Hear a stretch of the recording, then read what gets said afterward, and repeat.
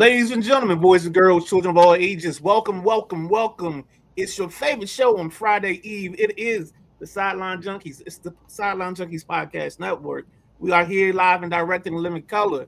And before I even get started, let's talk about today. Today is the day that we come and join. Now we're a little bit earlier than normal, but bear with us. We got some things on the back end. College football starts at 7:30, so we had to come and get you early so you can still get your fix. So you can still, when you get to work tomorrow, you can talk to your friends, you can talk to your neighbor, you can talk to whomever, and they ask you what you watched last night. You go and tell them you watched one thing and one thing only, and it's the Thursday night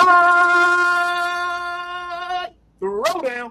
Yeah, baby. And coming to you live in the living color, we got the Gentleman Jack. We got C. Perry. We got the big guy, KG. We have myself. And before we even get started, just realize and remember that tomorrow morning when you get up and you get a chance, the audio version of this will be available to you. iHeartRadio, Podbean, Podbox. If you can watch a podcast on it, we there. So in the words of Jack Carr, we everywhere, baby. Other thing, YouTube. Go to the YouTube page, click like and subscribe. Make sure you jump in. That way you can watch the video. So if you got something you want to watch something while you working or typing up notes, boom, you got us on YouTube, Sideline Junkies. Like YouTube. There it is. With that being said, we coming at you with some information today. We got Trae Young being traded. The guy in the box beneath me said it was inevitable, and it happened. The next thing we got for you is we got a little Mike McDaniels getting fired.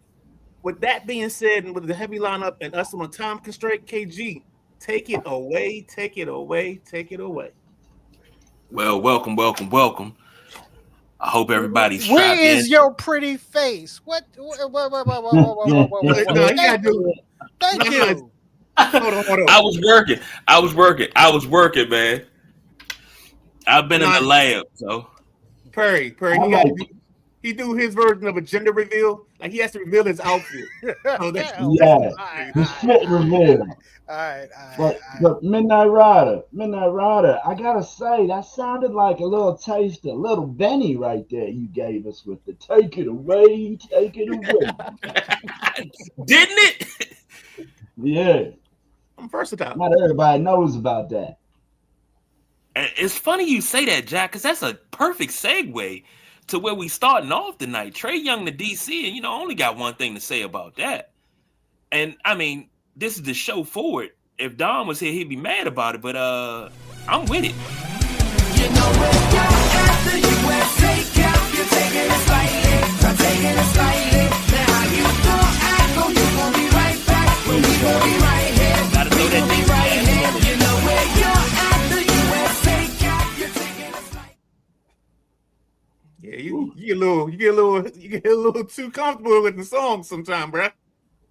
Yeah, I blew my ears out. Yeah, really. Hey, well, that one we can get away with. If you say so, man. I mean, let's start this thing off right. Trae Young to DC. It was broke right here on the Sideline Junkies Podcast Network. Nothing but net. This was so epic. My son came to me in the kitchen and was like, "Is this true? Are they trolling? Like, what's good?" So I'm gonna toss it over to you, gentlemen. Perry, I want to start with you. Go to the Gentleman Jack. Midnight Rider, you finish it up. Yeah, right. Actually, yeah. I mean, not much of a surprise. If you checked out Nothing But Net, which you can catch on Wednesdays, 7:30 Eastern Standard Time, right here on the Sideline Junkies Podcast Network. We led off with the Trae Young trade talks on Monday, and Sham Charania from ESPN broke this on Monday that Trae and his agents were got permission to look for a trade. Usually when it leaks that you got permission to look, there's already something brewing. All right. So we kind of knew something was already brewing, and we saw a little, we saw a lot of things, things leak out. We knew who wasn't interested because, Trae was interested in the Nets. Trae was interested in Minnesota, and they weren't interested in him, or they weren't interested in the deal for him. When Washington was always on Washington was always on that list as well, and there was that mutual interest. Washington had two things that Atlanta wanted. Okay, that CJ McCollum contract. One thing about CJ McCollum, he's plug and play. If you get him, you can plug him into the starting lineup, and with a good team around him, he's gonna he's gonna be able to help and assist. And it's also an expiring contract, so it's something that's either going to come off of their books, A, or B, be used to package another move. Because in the case of Atlanta's not done. Moving Trae Young was just the first salvo. As I mentioned yesterday, and Shams backed that up, with the tweet late last night. Keep an eye on Atlanta and keep an eye on Anthony Davis. So, but in the case of DC and Trae, this is box office. Okay, this is the way I look at it. It's box office. It's a type of player that fits along with the young guys. Help get and distribute the ball to the young guys. Someone that can give you 20 plus a game while keeping Washington on their path of growing and letting these young players grow. And trust me, you're gonna have Trae for 2 years, because trust me, he's opting into his contract for next year. I can already tell you that a deal like this isn't made without that understanding that he's opting in for, the next year in his contract. Jack? Yeah, I guess this is considered Christmas to you Washington fans, but I'm not sold on it. I mean, shit, Atlanta Hawks ain't much better than the goddamn Washington Wizards, man. So I know we got some pieces. Actually, what? 8 games. That Atlanta team came in highly because of the moves they made and the young players that they have. And two, Trae didn't fit with those young players anymore. Mm-hmm. Yeah. But I don't think he's Washington's savior. They need more. He's not a savior. He's not a savior. Okay. Yeah, he's not a savior. Okay. As long as that's not being where he's being taken as. Yeah, he's not a savior. Points per games are down. His assists are still like the same, but assist numbers. If you're a playmaker, your assist number is going to stay the same.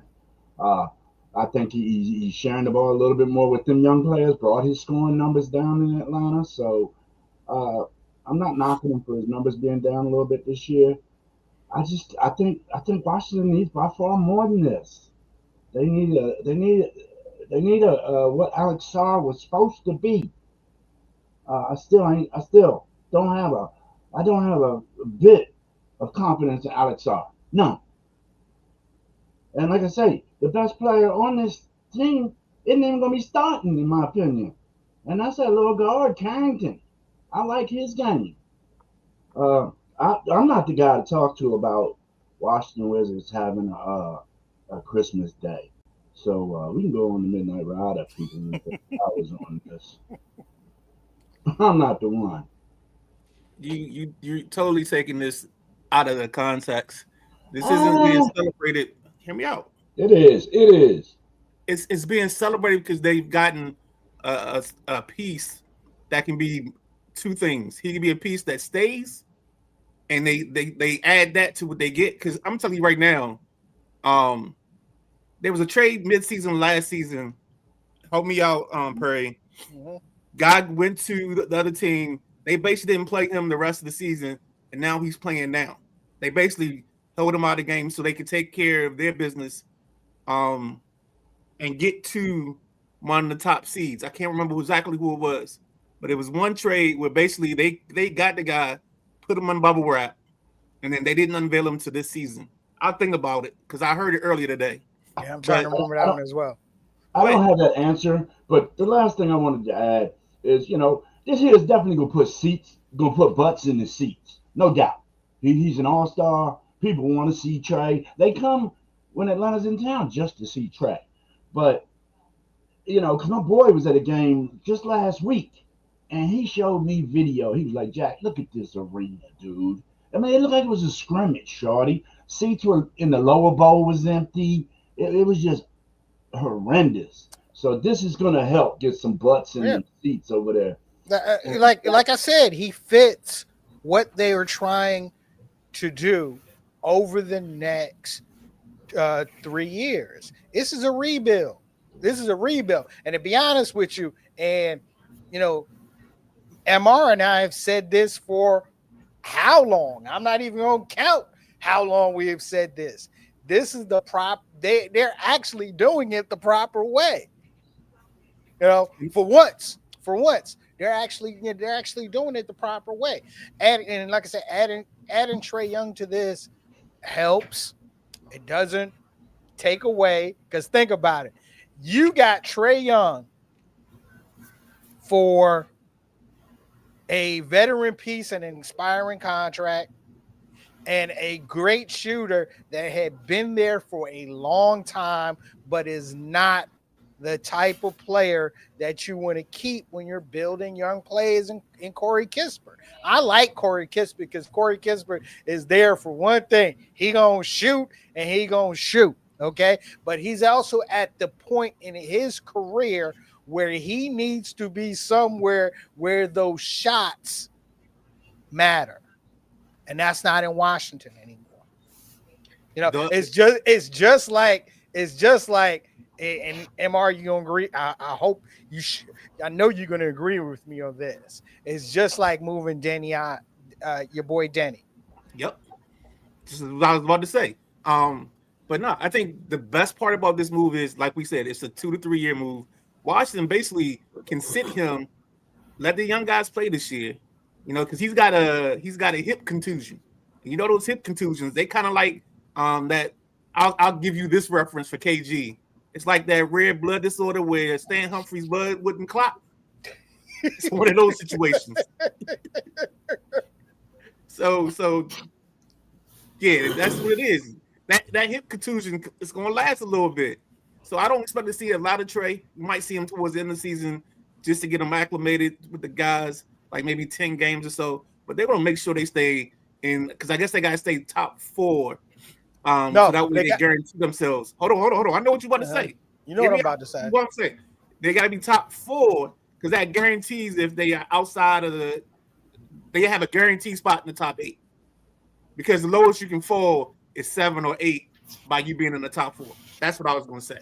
Yeah, because their number 1 pick for this season is a protected pick, based on a deal that they made with the New York Knicks. If the pick falls within the top 8, Washington keeps the pick. If it falls to 9, that pick comes to the New York Knicks. And let's do this because I think this is another piece that people are glossing over on this deal. Is think about this: you traded Bradley Beal in the untradeable contract, who everybody said you didn't get much for. You turned that into 2 other players that you've gotten talent and picks from, and now you got Trae Young. So basically, you traded 2 years ago or 3 years ago Bradley Beal for Trae Young, and there's a whole bunch of yellow brick roads on the path, man. They're doing it the right way. Now here's the question that I got. Now I'm high on the Wizards at times. Sometimes I'm low on them. You say it's a yellow brick road. Are we gonna follow the yellow brick road, or are we gonna ease on down the road? This is an ease. I mean, they showed you. They told you that. Mm-hmm. Okay. Now the Wizards are 10-26, but they're 5-5 in their last 10.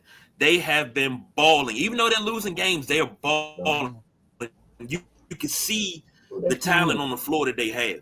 And I said something in our preseason show. I said I wanted to see something out of Marvin Bagley. He got to show me something. You can't be that big and not be able to rebound. You got to give me at least a poor man's double-double. But I'm not even worried about him right now. I hate to tell you, don't worry about Marvin Bagley because Marvin Bagley will probably be dealt before the trade deadline. Watch. The guy to keep your eye on is the Vucevic kid. That's on a two-way deal. Because the reason you trade 2 for 1 is now you got an empty roster spot and you can pull him up and take him off his two-way deal. Because that kid can score, so that's another kid that needs some minutes. Yeah, if there's any, I'll tell you, if you want to look at 2 players that will probably be moved out of Washington, outside of Chris Middleton, look at Marvin Bagley and look at your boy Champagne, the Brooklyn kid. I know you. Well, that's what I was going to ask about Chris Middleton anyway, because Chris Middleton, when him and what's my man that came over with him, went to the Lakers. Jeez, Smart. Marcus Smart. When they came over, they were that veteran influence, and I remember when it happened. I remember Midnight Rider was like, "No, you got to let them lose. It's good to talk to them, but you got to let them lose." Mm-hmm. And Chris Middleton is that veteran leader in the locker room. Why would you get rid of your veteran guy with so many young guys? Because we don't have that same hierarchy in the locker rooms anymore. Where you got the veteran guys that the young guys can learn how to be a pro, what it takes, how to practice correctly, how to eat correctly, things like that. You don't have that many locker rooms. Why would you trade that away if you have that? You also got to look at the player. Does he want to stay and be that influence, or does he want to chase another ring? I thought he wanted to stay. Like this. I'm gonna say to you like this. Think about it. Even if you move with Middleton, you're probably going to get back draft compensation. And I give Perry all the credit in the world for this because he said they didn't give up any. They weren't going to give up any, and he was absolutely right. I told you. Told you. You get. It's funny because I had someone ask me this morning. Well, couldn't Atlanta have gotten more out of Washington for that Trae Young deal, like draft compensations or something like that? And I was like, no. This was the best that they could get, which was an expiring contract that can help your flexibility right now. All right, because Washington would have been crazy to give up draft capital for Trae Young. Why do you think the Nets deal didn't go down? You think the Nets wanted to get rid of? You think the Nets wanted to get rid of all the draft picks that they have for Trae Young? No, not at this point. Especially when you're looking at the Nets team as a team that's also in the same position that the Washington Wizards are in, with young players that they have to build up. Now that's not happening for Trae Young. This would like I said, to me, this was a great deal for Washington. This was a great deal for Atlanta.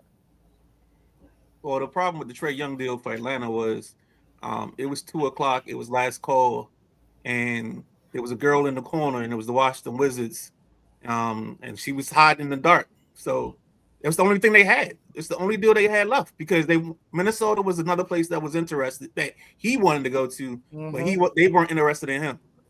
So that's how you end up getting this deal done for Kispert and McCollum because there's just no market.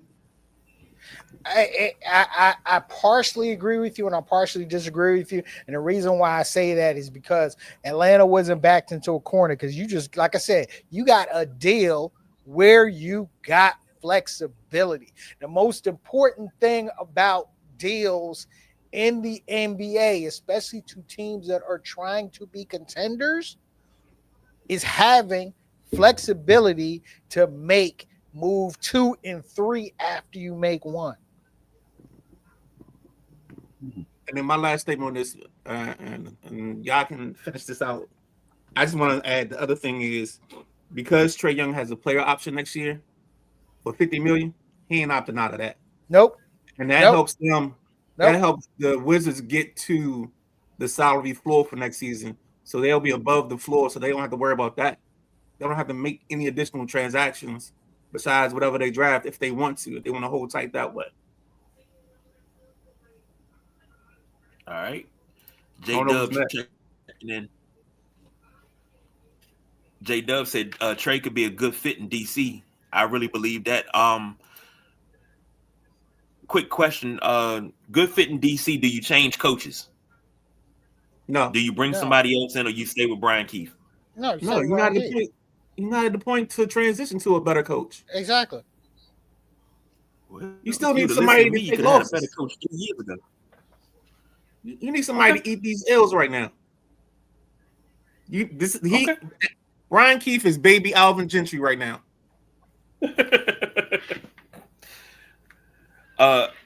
Anthony said, I have friends who are Hawks fans who live in Atlanta, and they have their irritable ground. They say Trae Young was a cancer to that locker room, constantly causing issues. That's fine. Yeah. Because what you'll do is you won't play him this year that often, and then when he plays next year, you can always move that contract because now he's an expiring deal. Like you get so much flexibility from this. Yeah, and once again, you have to look at Atlanta moving on from him because it was already clear as day that Jalen Johnson was becoming the focal point of this team. I mean, you get to a point where you cut bait for the right thing, and especially when both sides see it's time for a change. And actually, the Trae Young out of Atlanta change, that started building within the past 2 years. So it's not new. All right. J-Dub said Trae likes to shoot. Hopefully, he can shoot a good percentage. Yeah, but don't forget, J-Dub, don't forget, Trae doesn't just like to shoot. Trae likes to dish. Look at his assist numbers. Look at his assist numbers over the past 3 years. Hey, if he can make Clint Cabella look good, what's gonna do with Alex Sarr? Ooh, yeah. Trae Young to me is what Anthony said. Trae Young to me is not the type of guy that you want leading the locker room. You need a second guy next to him, so Trae doesn't have to be the leader in that locker room. That's why you still have Middleton. Yeah. And more than likely, you're going to move Middleton, and then coming back in one of those deals from a different piece is going to be another expiring deal, another person that you think is a good locker room person. Yep. Like these guys have made deals to get good locker room guys in each time because they know they have to have a base. Look at that. That's your boy, Jack. That's cousin. What up, cousin? Hey, what up, cuz? I can drink up here, right? Of course. I mean, this is my first time doing a Thursday night flight. Okay, so I just want to make sure I'm staying within the rule book here. Okay. Of course. Let me see what's Tim think about Trae Young to DC. Let us know what you think about that, Dirty. All right. And Andy said another team he wanted to was Miami, but Pat Riley wasn't going to deal with that drama. Yeah, I know, Anthony. Everybody wants to go to Miami. We really want to get into Heat culture. Yeah, Heat culture. Oh, damn. Did I say that out loud? I meant to say that on mute. All right, we got about 5 minutes. Yo, I'm effing with you, Anthony. I love razzing him, man, for reals. Mike McDaniel out in Miami with the Dolphins. Kind of late, but can't say that I'm not surprised. Throw it to Perry, Midnight Rider. Why do you think this is late? You think he should have been fired like last season? Man, we had the overrun to him getting fired 4 games into this season. Damn.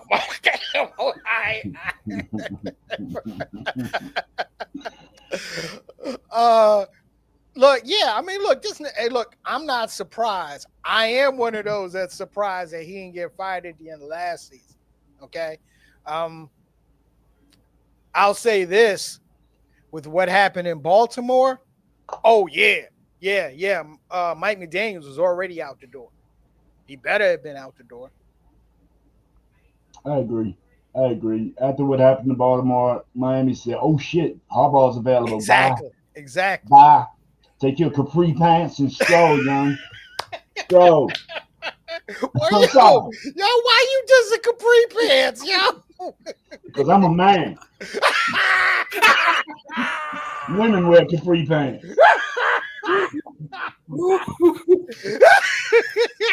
So, Mike McDaniel, the Ravens cost you your job. Yeah.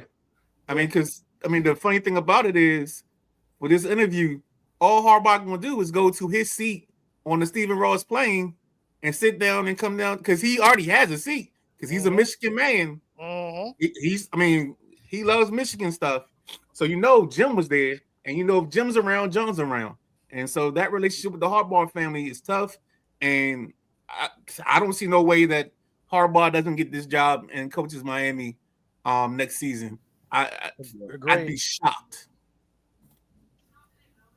And then on the other side, we got, with this weekend in the playoffs, we got probably 2 or 3 other coaches that could possibly enter the fray. And I know KG's going to frown up when I say the first name, but Mike Tomlin, Sean McDermott, and then Matt LaFleur, all if they have disappointing first round games, they could be on the bus.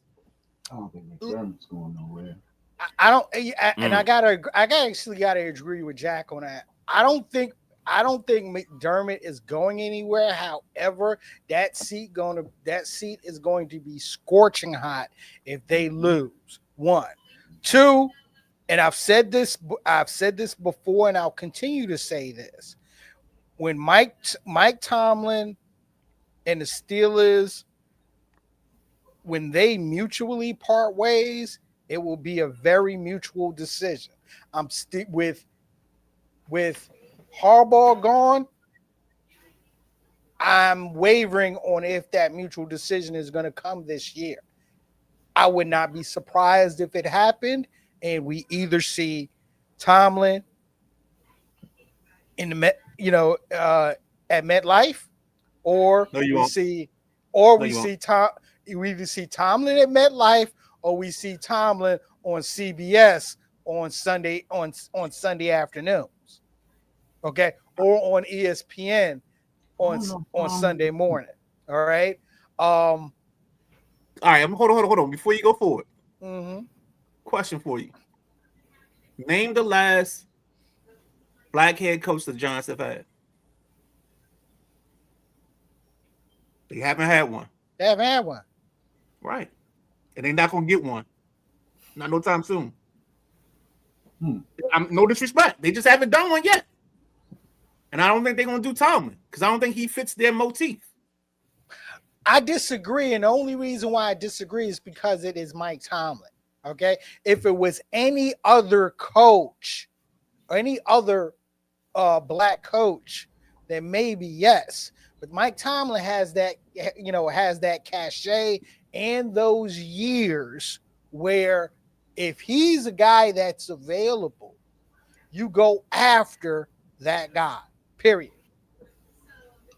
Stefanski going to MetLife. Stefanski going to There you go, Jack. But and I agree with you. But Jack, I kind of lean with you on that as well. Okay, it's almost as much as I know a lot of Giants fans, of course, that would love to have Mike Tomlin, but a lot of them as well are resigning themselves to the fact that Kevin Stefanski is probably going to be the next head coach of the New York Giants. All right, guys, we got to round robin this. So let's wrap it up. Let's wrap it up. So 30 seconds apiece. Final thoughts on Trae Young, Mike McDaniel. Let's go. Start with Perry.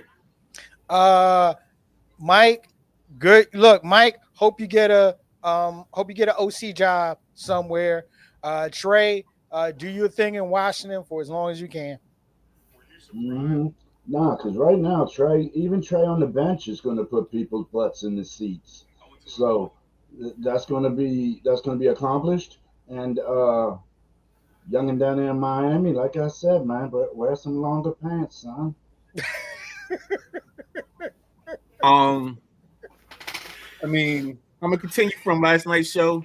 Um, Zion, the king of Pornhub, and his many porn star lovers. He got a type. He has a type. Hey, hey, hey, KG, go ahead and rock that joint for me. Where's it at in the media asset? Oh, I know what you're talking about. Oh Lord, oh, you got to do that before you go. Give me that one time. Here you go.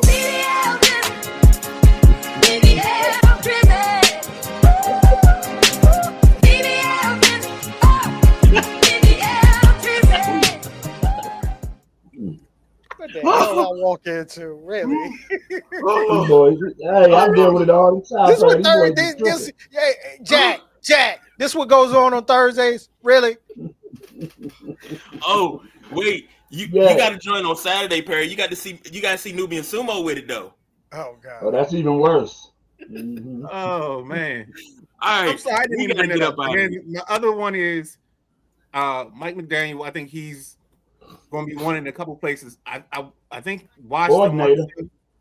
They want him here bad.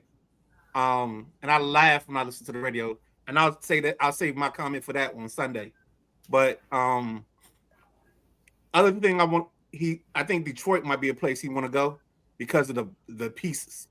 You got David Montgomery, Jahmyr Gibbs, Amon St. Brown. If they bring back Jameson Williams, you got Sam Laporta, you got a decent line and a decent quarterback, who's mobile enough to do the bootlegs. And they need KG closes out, baby. They need another OC. So yeah, agreed. They fired their OC already. They fired Gordon. So there you go. Well, between Mike McDaniel and Brian Dable, DC, it's fine. Trae Young, I'm not even a Wizards fan, but I'm actually excited that he's here. So I hope he lights it up once he gets on the floor. So for C. Perry II, the Gentleman Jack, the Midnight Rider, I'm the big guy KG. We out of here. Enjoy the playoffs tonight, ladies and gentlemen.